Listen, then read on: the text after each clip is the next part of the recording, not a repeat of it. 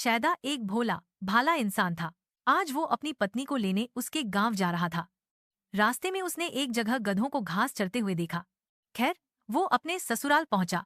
पत्नी के भाई ने उसे बैठक में बैठा दिया। तभी एक आदमी दौड़ता हुआ आया और बोला, भाई, मेरे गधे गुम हो गए हैं। अगर आपने कहीं देखे हो तो जरूर बताइए। शैदा ने तुरंत कहा, हाँ, मैंने फलां जगह पर गधों को घास चरते देखा है।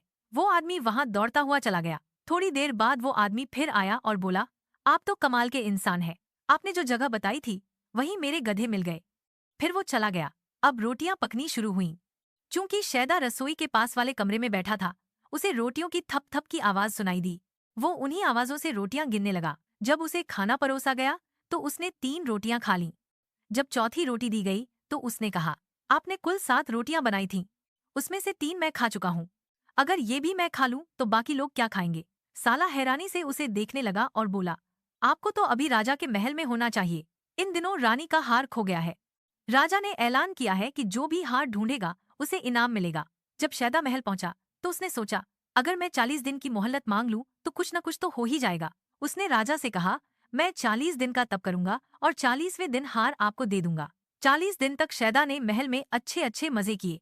लेकिन जब 40वां दिन आया तो उसे बड़ी टेंशन हो गई। उसने इधर उधर बहुत ढूंढा, लेकिन हार तो मिलना ही नहीं था। अब वो बुरी तरह घबरा गया। रात हो गई थी, लेकिन उसकी तो नींद ही उड़ गई थी। वो मुंह से बड़बड़ाने लगा, निंद्रा निंद्रा, मतलब नींद आजा।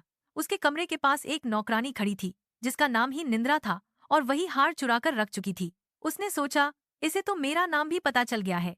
अगर ये राजा को बता देगी तो मैं पकड़ी जाऊंगी। डरी सहमी वो शैदा के पास आई, माफी मांगी और हार उसे वापस दे दिया। शैदा बहुत खुश हुआ। उसने चुपचाप हार ले लिया और चैन से सो गया।